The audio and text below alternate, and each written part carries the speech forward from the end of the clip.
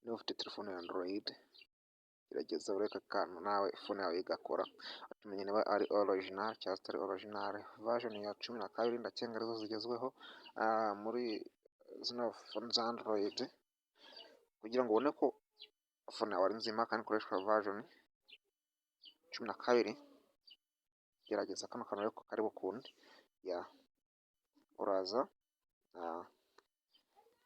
muri setting zawe,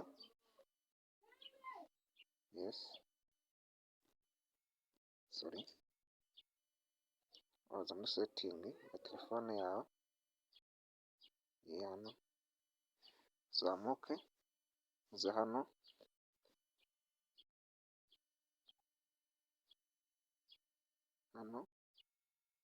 handitse about phone, then zamuke uze hano handitse Android version 12, afungure Android 12 nanone uhakirike inshuro nyinshi.